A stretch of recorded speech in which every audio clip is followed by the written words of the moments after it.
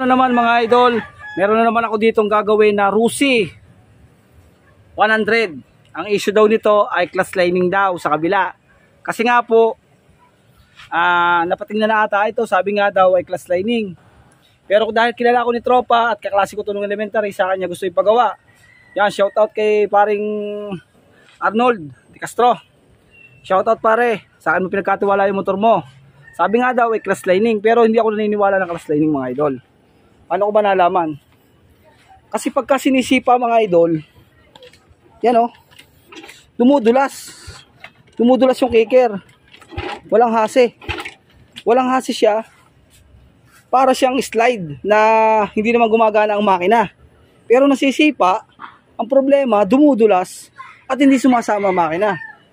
Ang nangyari dito mga idol, sa sakit ng motor ni pare ko, ang masama dito ay tiyak ko na kumapit lang yung starter dito sa magneto. Kaya ito yung bubuksan natin. Huwag kayong magpapalit basta ng kung anong pyesa. Kasi kung napalitan ng class lining to, kawawa naman. Pali magkano class lining din. Sala, kaya papakita ko sa inyo, tatanggalin natin yung mga cover mga idol. Para makita natin. Kasi hindi pwedeng basta palitan ng class lining, okay na. Paano naman yung may-ari nagpapagawa? Sayang naman yung pera. Huwag tayong mga ganun mga idol. Kasi huwag tayong manghula ng sira. Alamin natin muna bago natin gawin. Ano? Tanggalin natin yung cover, tanggalin natin para makita. Ngayon mga idol, tama nga tayo. Stack up nga talaga yung kadena. Oh. Kaya po talaga napaka-bagting. Oh. Aalisin na natin yung Bendex. Yan, aalisin na natin yung kadena. Time yung pinaka-starter. Para po, kasi kung pagaganahin ng starter ito, bibili rin naman siya ng chain, tapos bibili siya ng mga Bendex. Alisin na lang natin. Para ito lang itira natin yung gear na. Alisin na natin, ano? Okay, date ko kayo mamaya. Mga idol, nakakabit na. Kinabit ko na.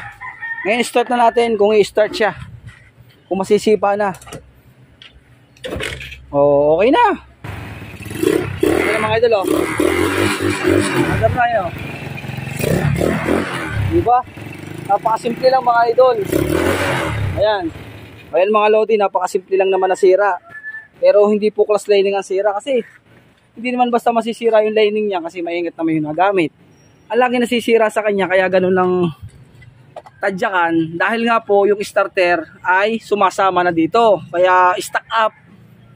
Hindi yung ikot niya, yung release, hindi siya maka-release. Kaya stack up yung makina. Yung lining umi-slide. Yun po ang sakit niyan mga idol.